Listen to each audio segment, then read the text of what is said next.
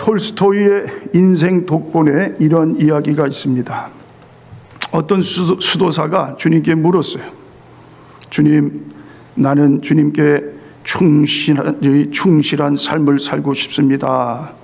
어떻게 하면 주님께 충실한 삶을 살 수 있는지 가르쳐 주십시오. 주님이 이렇게 대답을 하십니다. 저기 어디 가면 나에게 아주 충실한 농부가 한 사람이 있는데 너는 가서 그 농부가 하는 것을 잘 살펴보아라. 그러면 나에게 충실하게 사는 비결을 배우게 될 것이다. 자, 그래서 이 수도사가 많은 기대를 품고 그 농부의 집에 가서 먹고 자면서 그 농부가 하는 것을 살펴보았습니다. 자, 그런데 별다른 것이 없었어요. 기도를 많이 하는 것도 아니고 성경을 많이 읽는 것도 아니었습니다. 아침에 해가 뜰 때 일어나서 주여 한번 외치고는 밭에 나가서 하루 동안 쉬지 않고 열심히 일을 합니다. 또 저녁에 들어와서는 저녁 식사를 하고는 또 주여 또 한마디 외치고는 쓰러져 잡니다. 또 그 다음날도 그렇게 하고 또 그 다음날 일주일 동안을 이 수도사가 이 농부집에 있으면서 계속해서 똑같은 농부의 모습을 보게 됩니다. 자, 그래서 뭘 주님께서 뭘 배우라고 나를 여기에 보내셨을까? 하나도 배울 것이 없는데.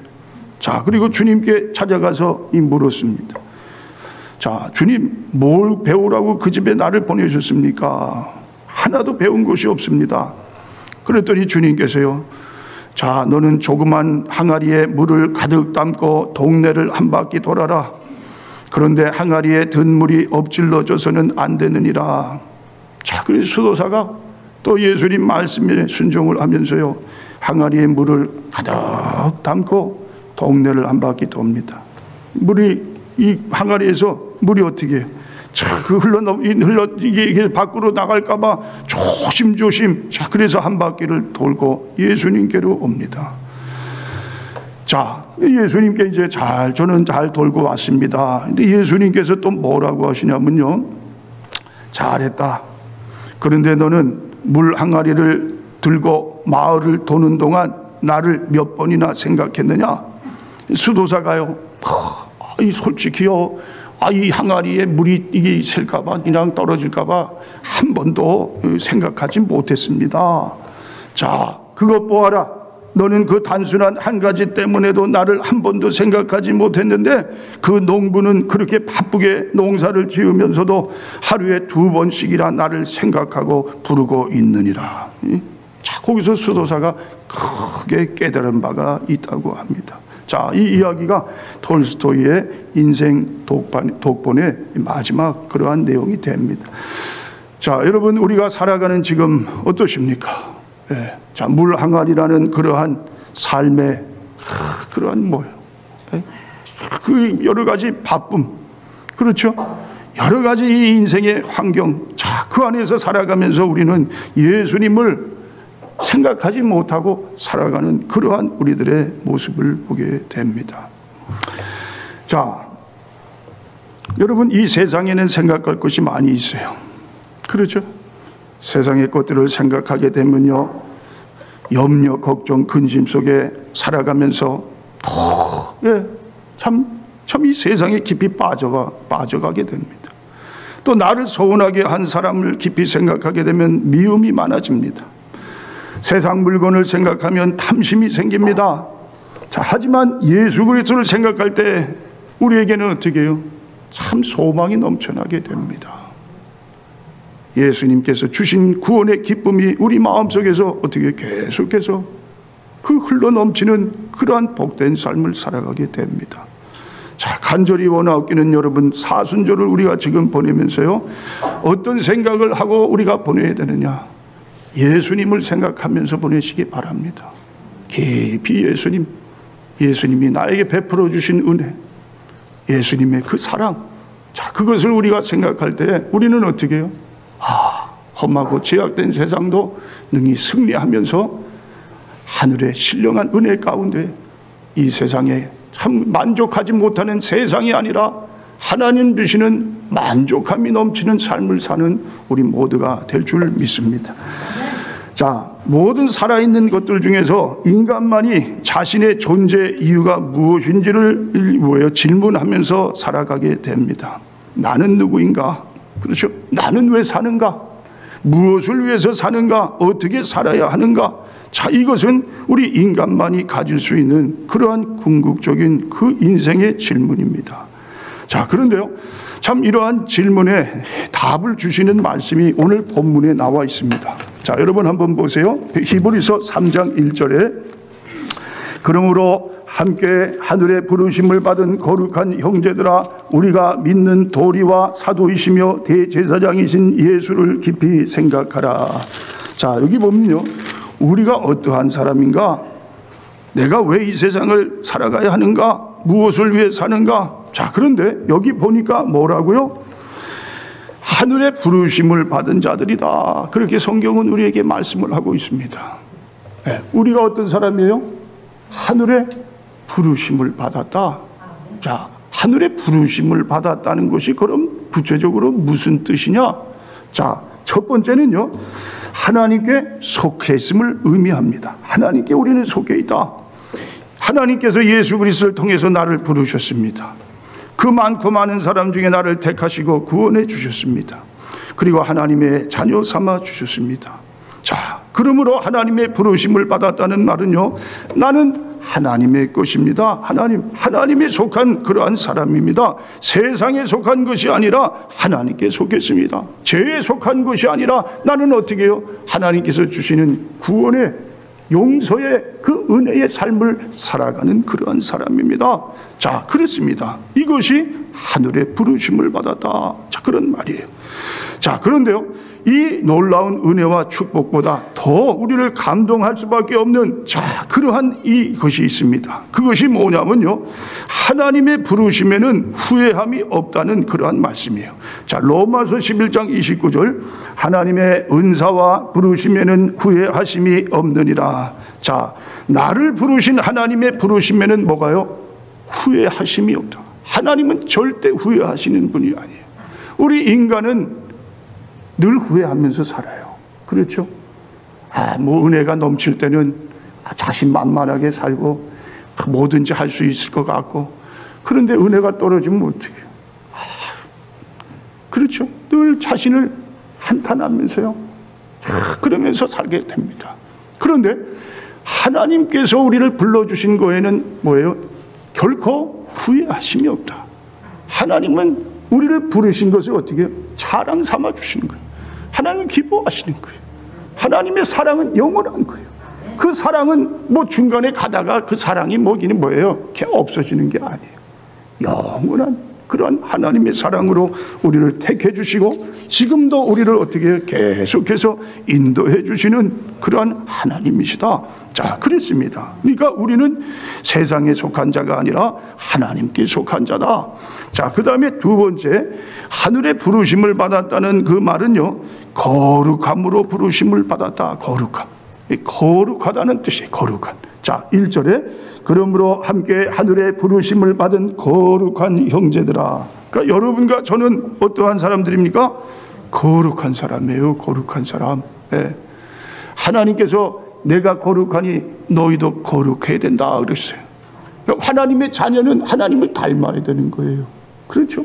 네. 그러니까 우리는 이 세상에 속해서 세상의 죄악 가운데 그 속에서 살아가는 그런 삶이 아니라 그 속에서도 어떻게 해요? 거룩함으로 하나님을 영화롭게 하는 그러한 삶을 살아야 되는 그러한 복된 자녀들이다. 자, 여러분, 이제 사순절이 지난 3월 2일부터 시작이 됐습니다. 자, 그 시작하는 날을 이 제의 수요일이라고 불러요. 제의 수요일. 자, 이 제의 수요일이라는 말은요, 처음 니케아 종교회의에서 사순절을 정할 때 종려나무를 태운 재를 가지고 이마에 십자가를 그리게 함으로 사순절의 절기가 시작되게 규례를 정하는 그러한 일이 있었어요. 그래서 그것을 가지고 제의 수요일이다, 이런 명칭을 붙게 됩니다. 자, 여러분, 사순절은 뭡니까? 자신을 돌아보는 회개와 참회로부터 예수님을 깊이 생각하자, 그러한 의미를 가진 날이에요. 그렇죠? 자, 이 죄라는 것은 뭐냐면요, 이 뭡니까? 그 재물이 타고 남은 찌꺼기들. 예, 인간은 한 줌의 재와 같다. 그리고 흙으로 돌아간다. 자, 그러한 의미를 가지고 있어요. 그래서 이 구약 성경에 보면 회개하고 참회할 때 이 죄를요 우리 몸에다가 뿌리거나 바르거나 또 그 위에 앉기도 합니다. 욥기 42장 6절에 보면은 욥이 그러므로 내가 스스로 거두어 드리고 티끌과 죄 가운데서 회개하나이다. 자, 욥이 회개할 때 하나님께 티끌을 날리면서요 그 티끌을 자기 몸에 뿌려가면서 회개를 했다. 그런 말씀이 있습니다. 그 죄의 수요일이다. 사순절은요 나를 돌아보는 기간이에요. 하나님 앞에 참회하고 진정으로 회개하고 예수님이 나를 위해서 베풀어 주신 용서, 그 사죄의 그러한 은혜를 우리가 늘 그런 기억하면서 살아가는 것이 사순. 그래서 어떻게 해요? 아, 그렇구나. 내가 세상에 속하지 말고 우리 하나님께 속해서 하나님께서 거룩하시니 나도 거룩함으로 이 땅을 어떻게 해요? 거룩함으로 세상을 변화시키는 그러한 자가 되어야 된다. 자, 그것이 또 이 두 번째 하늘의 부르심을 받았다는 그러한. 세 번째는요, 하늘의 부르심을 받았다는 말은 하나님 나라의 부르심이다. 하나님 나라. 하나님 나라로 우리를 불러주신 그러한 이 뜻입니다. 자, 하나님 나라의 부르심은 예수 그리스도께서 우리에게 주신 것입니다. 우리에게 하나님 나라를 보여주셨고 또한 그 나라로 우리를 초대해 주셨습니다. 그래서 누구든지 예수님을 구주로 믿는 자는 그 안에 하나님 나라가 들어옵니다. 하나님의 나라를 맛보게 합니다. 하나님 나라는 하나님께서 주인 되시고 통치하시는 나라입니다. 그래서 어떻게 해요? 하나님 나라 안에 거하는 자는 하나님의 충만함이 내 안에 넘쳐나는 거예요. 내 안에 하나님의 사랑이 넘쳐나는 거예요. 하나님의 은혜가 내 안에 항상 넘쳐나는 삶을 살아가게 됩니다. 그것이 하나님 나라라는 의미예요. 그러니까 하나님 나라가 없는 사람은 어떻게 해요? 하나님보다도 세상을 더 어떻게 바라보는 자들. 그렇죠? 자, 아브라함이 조카 롯에게 자, 저 앞에 땅을 봐라. 네가 먼저 원하는 것을 택하라. 그랬더니 뭐예요? 이 롯이요. 쫙 보니까 그냥 푸른 아주 그냥 아주 백합 뭡니까? 그냥 그런 아주 푸르른 그러한 이 땅이 눈앞에 보이는 거예요. 그걸 택했더니 나중에는 어떻게 돼요? 멸망을 당하는 거예요. 멸망. 소돔과 고모라였어요. 고모라. 그런데요, 이 아브라함은 아니에요. 눈에 보이는 거로 택하는 게 아니에요. 여러분, 그렇습니다. 하나님 나라에 사는 사람은요, 세상 것을 바라보면서 사는 게 아니에요. 세상은 어떻습니까? 그저 물질로 그냥 세상의 것들로 가득가득 채워가면서 자, 그것을 위하여 살아가는 것이, 그것이 세상에 속한 사람. 근데 하나님의 나라에 속한 사람은 그렇게 살질 않아요. 세상 것으로 인해서, 그걸로 인해서 만족하질 않아요. 어떻게 하면 세상에서 내가 하나님의 뜻을 위해서, 하나님의 영광을 위해서 그렇게 살아가는 삶을 살을까? 노심초사 늘 마음에 생각하고 있는 것이 하나님 나라예요. 그런데 하나님 나라에 살지 못하는 사람들은 늘 욕심으로 사는 거예요. 욕심. 어떻게 하면 세상 것을 더 가질까? 그것을 위해서 자기의 모든 몸, 마음, 시간, 정성을 다 쏟아붓다가 결국은 어떻게 합니까? 영혼도 피폐해지는 거예요. 멸망으로 향하는 그러한 삶을 살아가게 됩니다. 자, 그런데요, 하늘의 부르심을 받은 그 사람, 그렇죠? 하나님 나라에 거하는 사람. 자, 그런 사람들은 늘 하나님이 거하시는 그러한 삶을 산다. 자, 그러면요, 자, 오늘 이 나는 누구인가? 무엇을 위해 사는가? 어떻게 살아야 하는가? 자, 거기에 대한 답이 분명합니다. 그렇죠? 자, 그것은 뭐냐면요, 오늘 여러분 다시 한번 1절에 보면, 그러므로 함께 하늘의 부르심을 받은 거룩한 형제들아, 우리가 믿는 도리의 사도이시며 대제사장이신 예수를 깊이 생각하라. 자, 뭐라고요? 내가 왜 사느냐? 무엇을 위해 사느냐? 자, 여기 보면 예수를 깊이 생각하라. 예수를 깊이 생각하는 사람이 이 세상에 사는 목적을 바로 알고 무엇을 위해 사는가? 그 목적이 뚜렷한 사람이 바로 그러한 사람이다. 예수를 가장 삶의 가치로 그렇게 삼는 사람입니다. 예수님이 나의 생명입니다.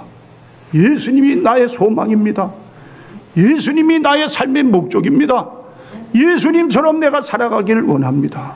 그래서 예수님이 말씀하신 대로 살아가는 그러한 사람이 뭐예요? 이 세상에서 가장 복된 삶을 살아가는 사람이다. 자, 여러분 그렇습니다. 여러분 마음에는 어떠십니까? 여러분 마음속에 예수님이 정말 여러분 마음속에 중심에서 그 예수님이 거하시는 그러한 삶을 살아가고 계십니까? 아니면 그저 예수님은 어디 간데 온데 없이 그저 내가 주인 돼서 사는 그러한 나의 삶은 아닌가? 한번 여러분 이것을 깊이 한번 생각해 볼 수 있는 이 사순절이 되어야 할 줄 믿습니다. 자, 그래서 오늘 여기에 이 예수님과 비교하는 그러한 한 인물이 나옵니다. 그 사람이 누구냐면 모세예요, 모세. 자, 모세를 예수님과 비교를 하는데, 자, 그러면 왜 모세를 예수님과 비교할까? 두 가지 이유가 있습니다. 첫 번째는, 자, 이 모세는 구약의 인물 중에서 예수님과 비교할 수 있는 유일한 대상이에요. 네. 아주 예수님과 그런 뭡니까? 아주 그냥 그런 동급의 그 수준에 거할 수 있는 사람이 모세였다. 그런 말이에요. 자, 예수님이 위치와 사역을 말할 때 우리가 삼중 직분을 말합니다. 자, 예수님은 왕이 되시고 선지자시고 제사장이시다. 그렇죠? 물론 예수님이 무슨 인간 나라의 왕이 되신 분은 아니에요. 그러나 우리 예수님은 유대인의 왕. 그렇죠? 자, 이 왕으로 오신 분이고 왕이세요. 또 선지자세요. 선지자는 뭡니까? 선지자는 하나님의 말씀을 받아가지고 백성들에게 전하는 역할을 하는 게 선지자. 우리 예수님은 하나님의 말씀을 받으셔서 백성들에게 말씀을 가르쳤어요. 또 제사장은 뭡니까? 제사장은 인간 편에서 하나님께 이 제사를 제물을 올려드리는 거예요. 우리 예수님은 제사장의 역할도 하셨어요. 그렇듯이 모세도 마찬가지입니다. 모세도 구약시대에 이 왕, 선지자, 제사장의 역할을 했어요. 모세도 물론 왕은 안 됐어요. 그러나 이스라엘 백성이 왕처럼 받드는 사람이 모세예요. 모세는 지도자예요. 왕 같은 지도자였어요. 또 선지자였어요. 또 제사장이었어요. 모세는 이 백성들의 제물을 하나님 앞에 드리는 제사장 역할을 했어요. 또 자기 형 아론을 제사장 임명식을 할 때 그 임명식을 거행했던 사람이 그게 모세예요. 자, 그러니까 예수님과 이 모세를 이렇게 비교할 수 있는 그러한 대상이 될 수 있는 것이 모세. 그게 첫 번째. 두 번째는요. 자, 이 히브리서의 독자가 누굽니까? 예, 이 독자들이 유대인들이에요. 유대인들. 예, 그러니까 유대인들에게 절대적인 그 의미와 중요성을 가진 인물이 있다면 그 사람은 모세입니다. 모세. 지금도 마찬가지. 모세는 이스라엘 백성들에게 정말 절대적인 독보적인 그러한 지도자, 그리고 정말 아주 그냥 최고의 그 지도자로 그렇게 생각하는 사람이 모세입니다. 자, 그런데 여러분, 자, 정말 이 모세와 예수님이 비교의 대상이 될까요? 자, 결코 그렇지 않지요. 그렇죠. 아무리 모세가 위대하고 독보적인 그러한 존재라 할지라도 우리 예수님과 비교할 때는 모세는 아무것도 아닌 사람이에요. 자, 먼저 오늘 본문에 보면은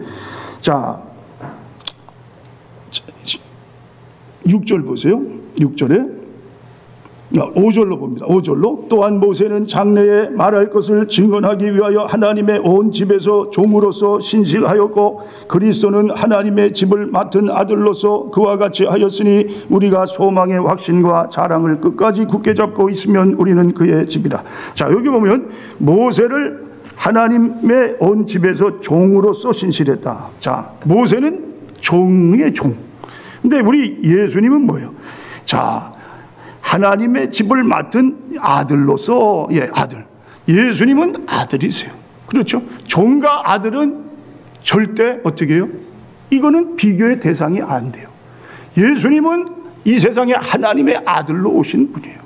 그리고 이 아들이 하나님의 본분이세요.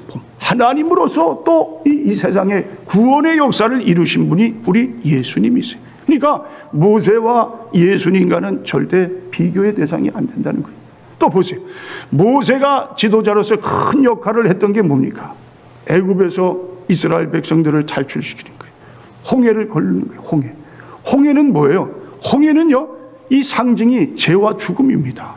죄와 죽음을 건넜어요.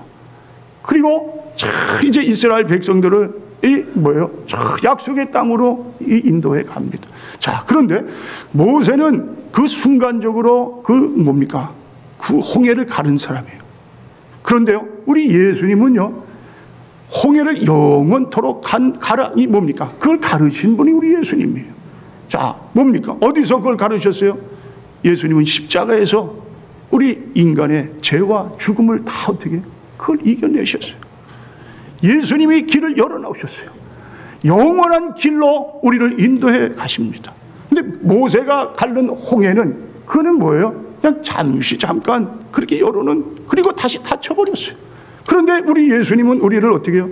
영원한 곳으로 인도하는 거예요. 자, 그렇습니다. 그렇죠? 열리는 역사가 일어나는 겁니다. 우리 삶에 닫혔던 문들이 열리는 거예요.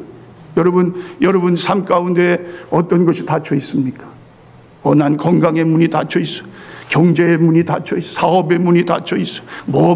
내 인간 관계의 문이 닫혀 있어. 여러 가지 환경의 문이 닫혀 있어.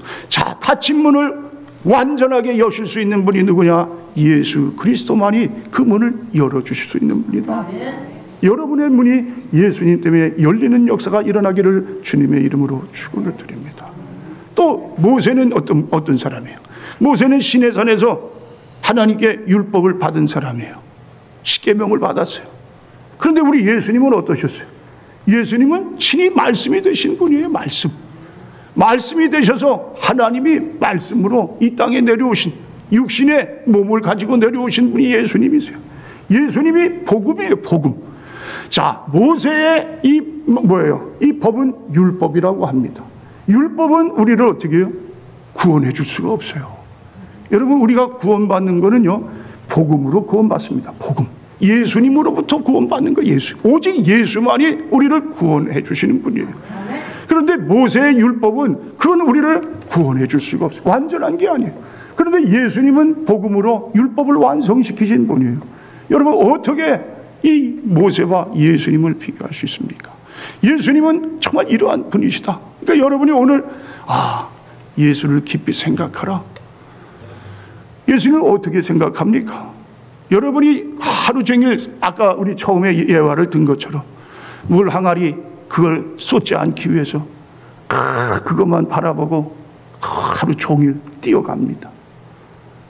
그렇죠? 그 물 항아리를 들고 가는 거예요. 여러분 인생에 무슨 그것이 뭡니까? 내가 먹고 사는, 그렇죠? 내가 세상에서 어떻게든지 살아나려고 하는 그런 발버둥. 자, 이러한 것으로 인해서 예수님을 한 번도 바라보지 못하고 산다면, 자, 이러한 예수님을 우리가 얼마나 실망시키겠어요? 얼마나 우리에게 주시는 복을, 여러분이 그 복을 차버리고 그렇게 사는 인생이 되겠습니까? 오늘 여러분이 예수님을 깊이 생각할 수 있기 바랍니다. 하나님 되시는 예수님, 그렇죠? 소망 되시는 예수님, 생명 되시는 예수님, 그렇죠? 여러분, 한국에 이 안희찬 목사님이라고, 안희찬 목사님인가? 안희환 목사님, 아마 아시는 분이 계시리라고 봅니다. 예수 비전교회 담임 목사님이시고, 한국의 지도자 23인으로 그렇게 뽑힌 사람이고, 그 부흥회를 매 1000번 이상 인도하시고, 참 이렇게 한국에 큰 일을 하시는 그러한 목사님이신데, 이분이 괜찮습니다 라는 책을 쓰셨어요. 자, 그 책에 보면은요, 이분의 삶의 이야기가 나옵니다. 어린 시절, 그 어려웠던 시절. 아버지가 알코올 중독자예요. 술만 먹으면 집에 들어와서 두들겨 패요. 모든 것을 다 부숴버려요. 또 거기다가 또 노름도 하세요. 집에 있는 거 가지고 다 나가서 노름판에 다 잃어요. 한 번도 딴 적이 없대요. 다. 그런데 이 아들과 어머니는요, 그 어려운 살림에 어떻게 하면 가정을 일구어 나갈까? 어머니도 그냥 그냥 그 채소를 팔고, 또 아들도 어머니를 돕고, 또 이 아들이 이제 신문팔이를 하고, 신문을 이렇게 돌리는데, 어느 날 앞에 자전거를 타고 가는데요, 큰 트럭이 앞에 놓여서 그 트럭을 피하고 옆으로 가려다가 옆에서 오는 트럭에 받쳤어요. 자, 그리고 그 트럭이 또 다시 뒤로 오는데 자기 왼쪽 손을 그 트럭이 바퀴로 그 손을 어떻게 해요? 덮어버렸어요. 그래서 손이 잘렸어요. 손이 없어요. 왼쪽 손이 없는. 그러면서 이제 목회를 하는데 얼마나 하나님의 주신 은혜가 넘쳐서요, 아주 큰 일을 그렇게 감당하면서. 그렇지만 어렸을 적에는요, 그 손을 잃고 얼마나 고통스러운지 모른대요. 특별히 사람들이 자기를 보는 그 시야가요, 너무 창피했대요. 너무 부끄러웠대요. 그래서 자기를 만나는 사람들이 딱 보고 자기의 그 손 없는 왼쪽 손을 보면은 그렇게 그냥 쥐구멍에 들어갈 것 같은 그러한 심정이래요. 그러니까 여러분, 장애인들을 여러분이 만나실 때요, 그 다른 그 장애 부분을 보지 마세요. 손이 없는 사람 손 보지 말고, 발 없는 사람 발 보지 마시고, 그냥 얼굴 정상 자원들 보시고. 장애인들의 큰 아픔이라. 그래서 늘 사진 찍을 때도 그냥 왼손을 가리고, 버스 탈 때도 뒤에 버스의 왼쪽 손을 가리고 왼쪽으로 타고 막 그러셨대요. 자, 그러면서 이제 살다가 예수님을 만나게 됐어요. 예수님의 부르심을 받았어요. 자, 그리고 예수님께 기도했대요. 3가지. 우리 아버지를 구원시켜 주세요. 그리고 내가 1년 동안 이 팔 때문에 공부 못한 거 공부 잘하게 해주세요. 그리고 교회 다니는데 교회 목사님이 얼마나 존경스럽던지 나도 나중에 저 목사님처럼 되게 해주세요. 자, 그래가지고 그렇게 기도했는데 다 그렇게 응답 주셨대요. 아버지도 이제 믿음 좋은 아버지 되셨고, 공부도 잘 열심히 해서 좋은 성적으로 졸업, 그리고 목사가 돼가지고 이렇게 하나님께서 맡겨주신 일들을 이렇게 잘 감당하니 감사합니다. 그리고 자기처럼 어려운 사람, 장애인들을 위해서 또 열심히 사역을 하시는데요. 자, 그분이 이런 고백을 하십니다. 가난해도 못 배웠어도 많은 실패를 경험했어도 몸에 장애가 있어도 괜찮습니다. 마음을 고쳐 먹으면 사람이 변하면 나머지 것들은 얼마든지 극복할 수 있습니다. 능력과 기적을 경험할 수 있는 곳을 향해 날마다 기도 여행을 떠난다면 누구나 사랑할 수 있습니다. 용서할 수 있습니다. 행복해질 수 있습니다. 자, 여러분, 그렇습니다. 우리 주님께로 나아가기만 하면, 그렇죠? 주님 앞에 기도 여행을 가신다 그랬어요. 늘 날마다 주님을 주님 만나기 위해서, 주님의 은혜를 구하기 위해서, 주님 사랑하는 마음으로 기도하며 주님께 나아가는 그런 삶이 뭐예요? 누구든지 사랑할 수 있는 삶, 용서할 수 있는, 내 삶이 행복해질 수 있는 그러한 삶이 된다는 말씀입니다. 자, 여러분 삶 속에 예수님을 깊이 생각하시면서 예수님 주신 은혜, 예수님의 주시는 그 사랑으로 여러분 세상을 넉넉히 이기고 나아가는 우리 사랑하는 성도님들이 되실 수 있기를 주님의 이름으로 축원을 드립니다.